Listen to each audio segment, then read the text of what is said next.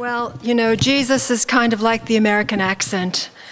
You can take the girl out of New Jersey, but you can't take New Jersey, and same goes for him. I'm going to start. I was so glad when JT read poems about vision, because I'm going to start there with a couple of poems from a sequence concerning rather unusual places where some of my compatriots saw the face of Jesus. The first one is a frying pan, and this vision occurred in the great state of Texas. And I'd just like to say that although these poems, I hope, have humor, they're not meant to be making fun of the people or the visions exactly.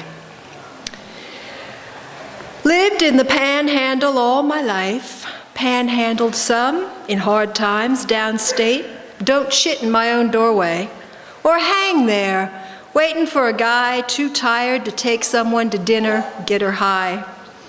Later I come home, make pancakes with gravy. Bit of a lady Peter Pan, well, not exactly lady, not lately anyway. Never could settle down, never could see what folks saw in it. Even before I got to know the men, how they gave up on their wives in every way except leaning on them. Kind of like being a wall. I stayed a window, I guess. More dangerous. Glass ain't stable, that's a fact. Kind of fascinating if you ask me. Looks fixed, but it's fire and sand running away between the frames like mercury. That's me. Jesus paid me a visit one day, in the grease left in the frying pan. That skillet held his face. I didn't know what to do, missed frying stuff. He seemed to want some peace and quiet. Always did like lowlifes, when you think of it.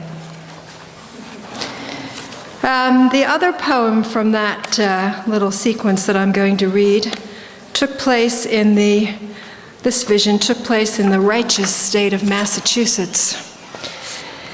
And it's Jesus on a church door. I'd been cleaning those doors for 30 years, cleaning the floors till I could see my face in them. I had my doubts, sure, but I kept them down. Then came the day I saw his face on the door we'd just had stained. It was him all right. Pine knots for eyes. I started to cry.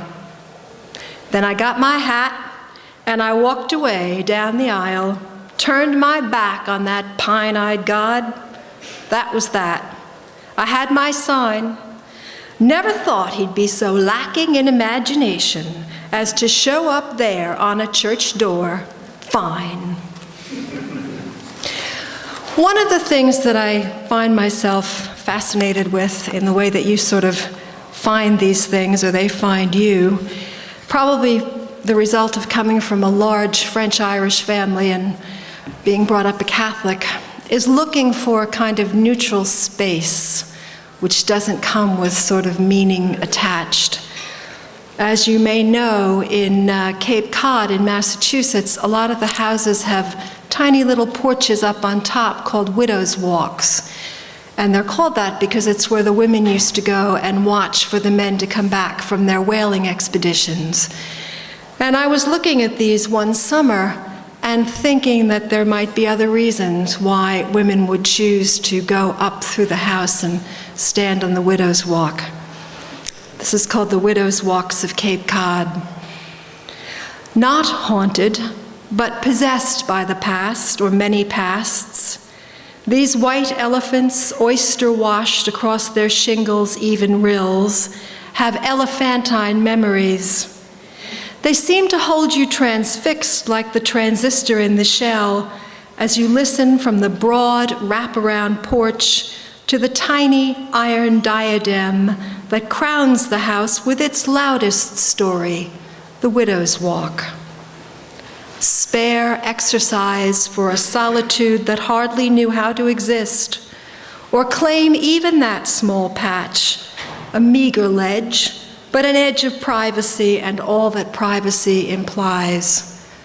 What's that, if not everything?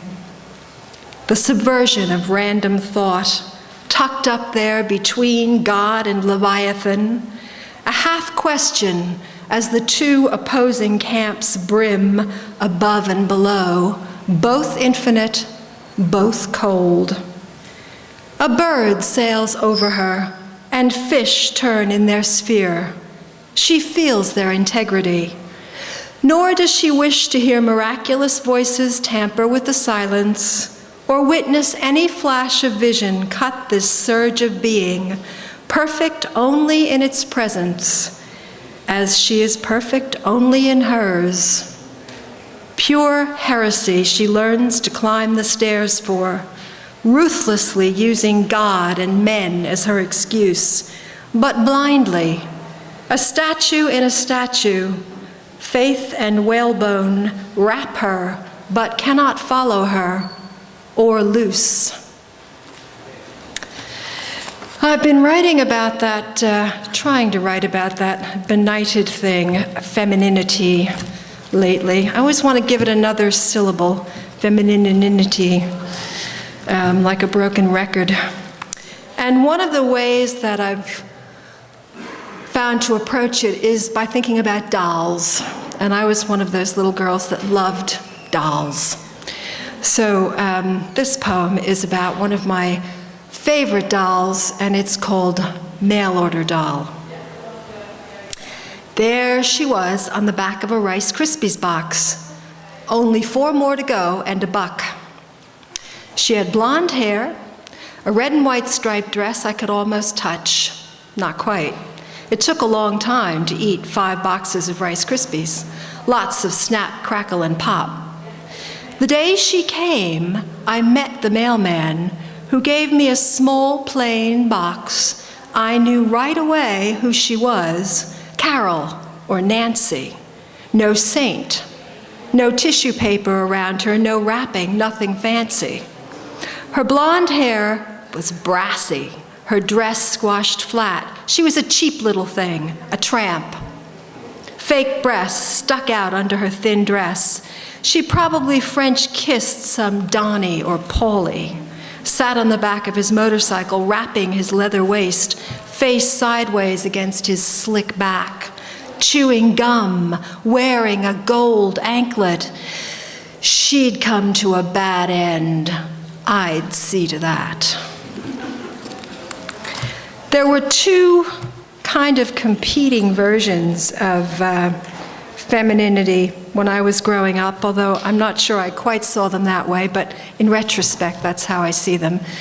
And they belong to, respectively, my mother and my grandmother's. My mother's version was very anxious and arguably more successful, whatever that means. And my grandmother's versions were funkier and more fun. And this poem is about that contradiction. It's called Hawaii. Grandma's dresses swish over pink elastic that zings like a slingshot if she snaps it first to stretch it. They slide down her leg, whistling like piss. Piss. The ladylike way to say it is tinkle. Like the little crystal bell on the shiny end table in Grandma's cold living room with the brocade wallpaper. Overdone, Mommy sniffs, and Grandma's always overdressed. But overdressed is fun. Nylon ruffles, fake flowers like popcorn balls, rhinestones, net, lace, clear plastic buttons, instead of navy blue pleats and good taste. Good taste means no shine, glint, gleam, feather, fuzz. Only the baby with his stacks of white down is allowed to have bad taste and cry in the room warm as Hawaii, where Mommy's arms ripple like a hula girl's as she sponges his belly, splotchy as salami, smiling her hula smile as he drools. Grandma unhooks her corset for a nap in the hot afternoon. 2 pink volcanoes erupt under her nightie, pink lava sliding, thick as strawberry ice cream when your spoon turns it to goo. She waves a fan over you, blurry words on cardboard with a balsa wood handle, Farley's General Store on one side, the Lord is my shepherd on the other. Every year she sends a party dress like an answer to a prayer, taffeta, chiffon, lace, each layer like a wave in Hawaii.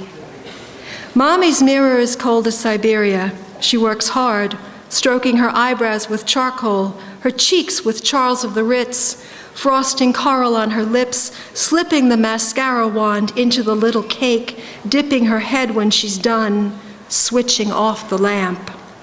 Grandma stands at the bathroom mirror, her tiny lips black cherry red, her cheeks like a fever, sighing over thin hair she keeps in a net overnight so it won't fall out on the pillow, murmuring as she smooths her dress, "I'm so awful stout," smiling as she tisks. Girdles suck you in under inchworm skirts. Nylon is for stockings, slips. Navy's okay, white iffy. No flim-flam, no gewgaw, no razzmatazz, no folderol, no claptrap, no honky-tonk, no bebop, no hoochie-coochie, no tutti-frutti, no rinky-dink, no flummery, no hodgepodge, no slipshod, no slapdash, no pom-pom, no can-can, no mishmash, no moo-moo, no lily-pilly, no twinkle-toes, no lollapaloos, no mare's-eat-oats. Unless you take a deep breath, go for Hawaii. I'm going to end with a quiet poem and go back to looking for that neutral space and that indifference of the natural world, which maybe sometimes people think is cold, but is also a great relief sometimes. This is about an experience of that relief. It's set in New Brighton on the Wirral, where I live, and it's set just after I moved there some years ago, and it's called Humming.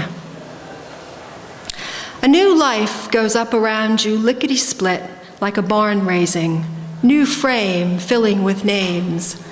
Alone at night, you hear a kind of static burr. Sit up in the dark wondering where on earth you are, and if you've finally snapped like knicker elastic, stretching between shores. Deep breaths don't drown out deep throat mumming in the night from hungry ghosts. But you live near the sea now, walk in ozone, under a wide, absolving flap of gull. Come home in summer from a shallow brine bath, like the ones you sat in after childbirth, sanded down and whole. Happy as a clam, your father used to say when he could still imagine it. You spot not smoke at the bedroom window, but a puff of hanging gold, spark swarm spilling through a torn hem of frame into the cavity where they become that low hum, one long vibration to massage a queen wrapped in her lantern of secretions deep within the wall. Delicate, dull gold cone, horsehead, windsock, or torso, but not of Apollo, not seeing you at all.